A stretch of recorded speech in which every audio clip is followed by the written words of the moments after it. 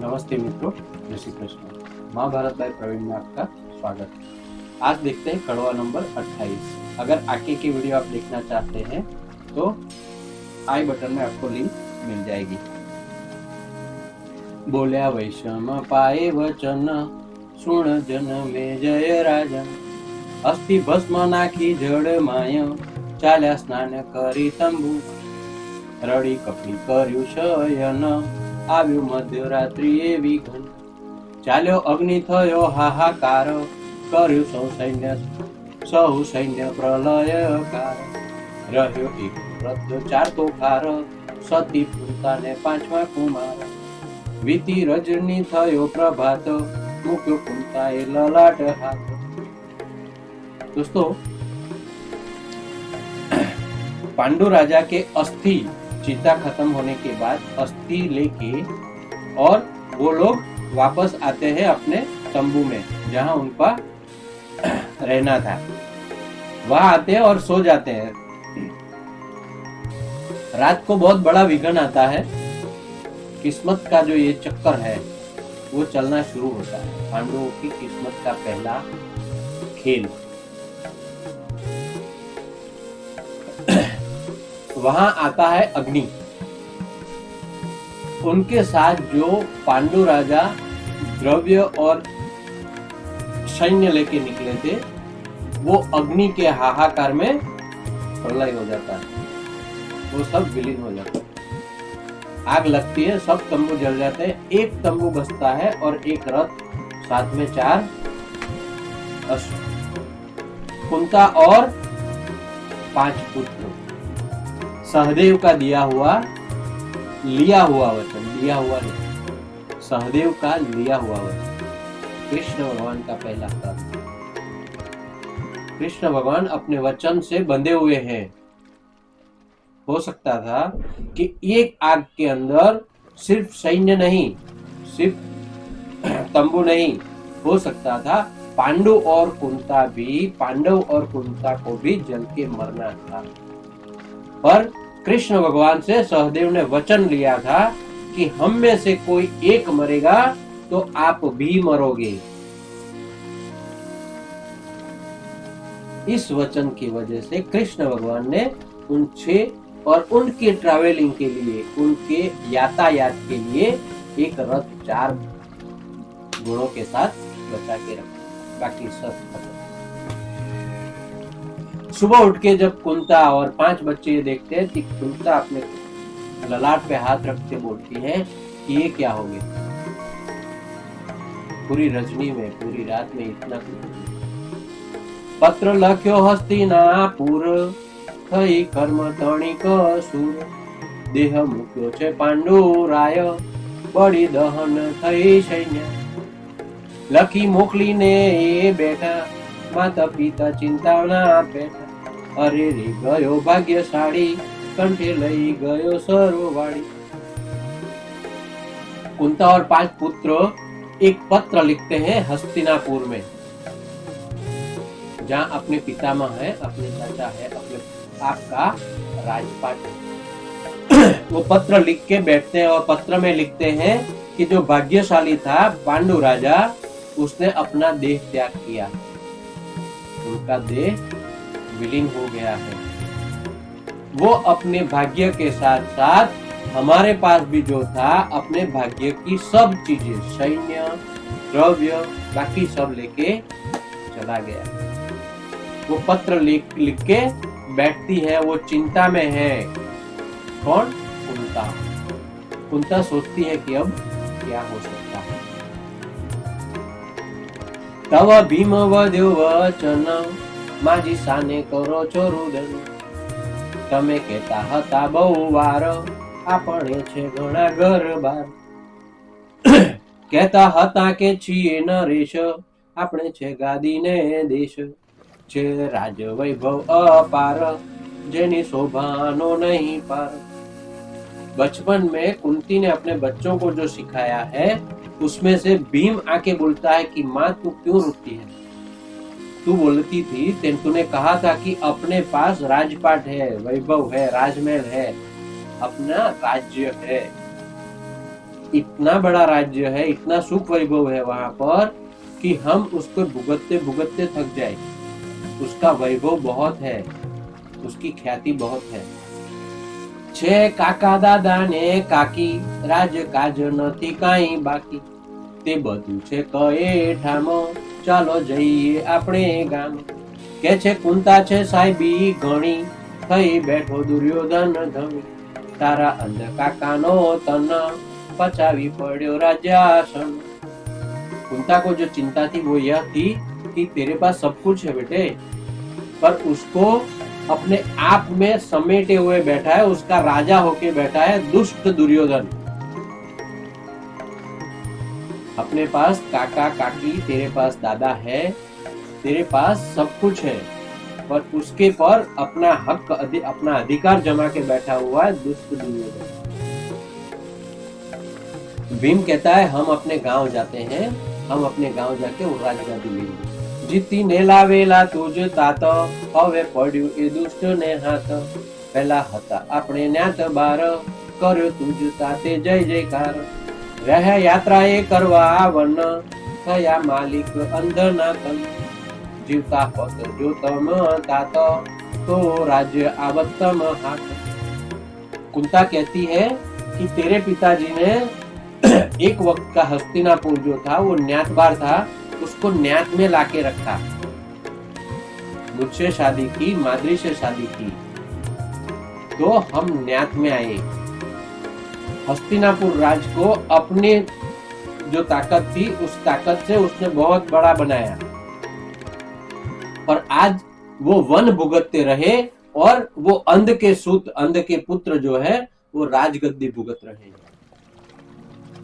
आज वो राज्यासन अगर तुम्हारे पिता होते तो हमें मिलता, पर आज तुम्हारे पिता नहीं रहे, उनके साथ सब चला गया। तेम छता गाम में जइए, थय गरीब तो क्या रहिए। कहे भीम चालो मारी मात, त्या गया पछी बीजी बात। कहे कुंता तू छे मस्तान, करे त्या जईने तोफान। તેથી ભગાવી નાખે વાસા, પડે ગામમાં પેસવાના સાસા। कुंता जी जानती है कि तू मस्ताना है, तू उत्पातिया है, तू कहीं वैसे नहीं बैठे रहेगा।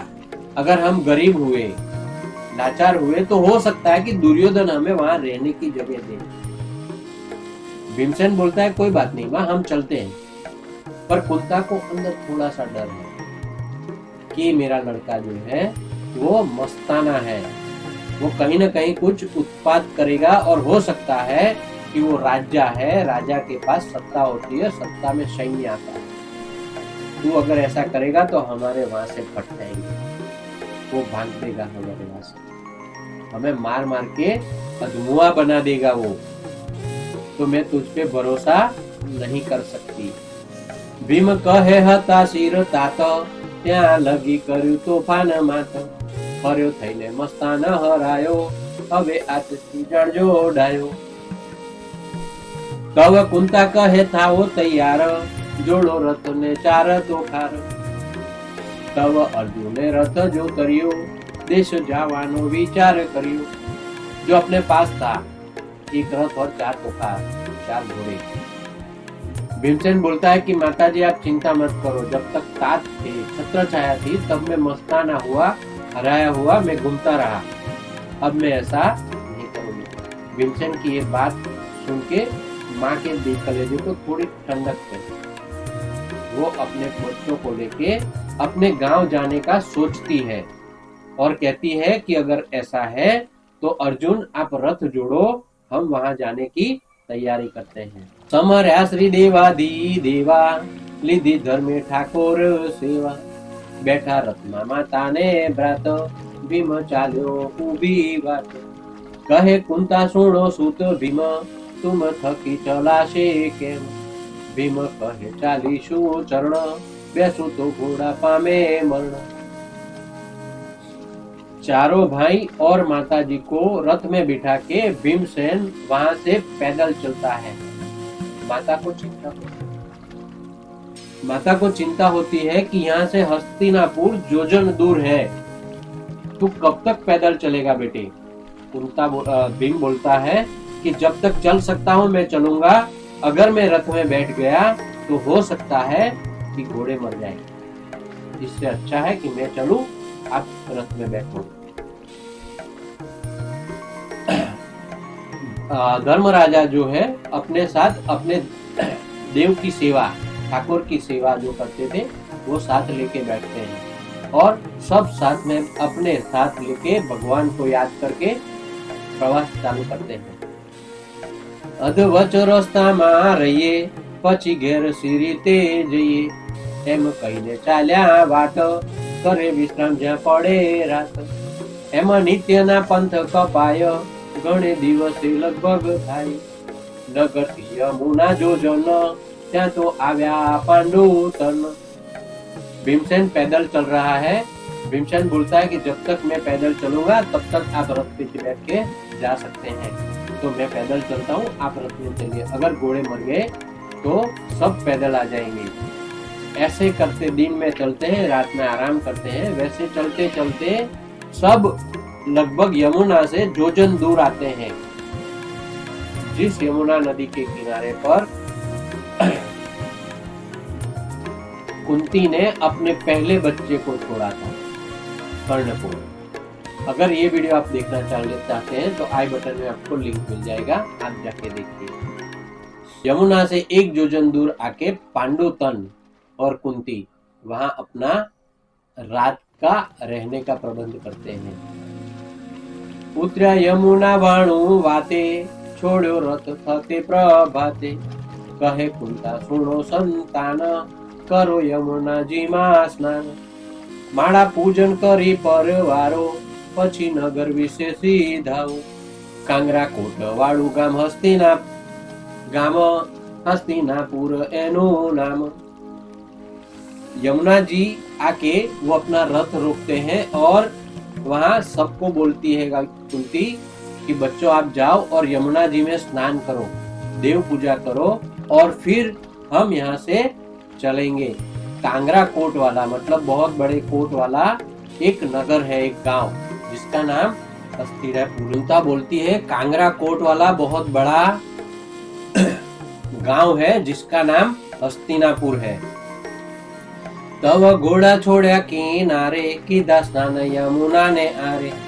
त्रण बंधु ने चौटी मात, बैठा माड़ा ग्रही ने हाथ। ये तो समरे देवादी देवा, करे धर्म ठाकुर सेवा। भीम पड़ो नावा बहु बड़मा, करे तोफान यमुना ना जड़मा। सब अपना अपना नित्य कर्म करते हैं, यमुना में नहाते हैं और तीन बंधु और माताजी हाथ में माला लेके भगवान का नाम देते हैं। शरणा मतलब कृष्ण जी का। चौथे हैं भाई अपने धर्म, वो ठाकुर जी की सेवा करते हैं। और पांचवा भाई है अपना भीम, वो यमुना जी के जल में मस्ती से नहाते हैं और तूफान मस्ती कर रहे हैं। मारे डुबकी फरे ने तरे, मत्स्य मगर थी नव डरे। साबड़ो माड़ी बोल्या धर्म, आज नड्યું છે રે કર્મ। ફૂલ વિના નથી થઈ સેવા, આતે જાય દિવસ કેવા। तव बोल्या कुंता डोसी, तमे उठो सहदेव जोशी। ठाकुर जी की सेवा करने के लिए धर्मराजा को हमेशा चाहिए फूल। धर्म बोलते हैं कि माँ एक कैसी बात चल रही है, एक ऐसे दिन है कि आज ठाकुर जी की सेवा करने के लिए मेरे पास फूल नहीं है, बिना फूल मैं भगवान की सेवा कैसे करूं। तब कुंता जी बोलती है, कुंती अपने पुत्र सहदेव को बोलती है, उनकी तरफ देखते सहदेव को बोलती है। जुओ बाग पेलो देखाय, अति फल फूल छे तेनी माय। तुज तात तणो ए बाग, हसे माड़ी पीड़े पोशाक।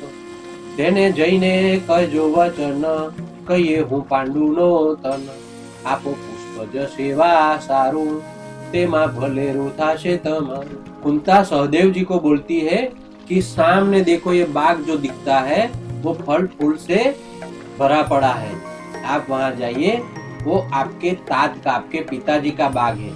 वहां पीली पोशाक पहने हुए एक माली होगा, उसको जाके बोलिए कि मैं पांडु का लड़का हूँ और मुझे सेवा करने के लिए पुष्प चाहिए।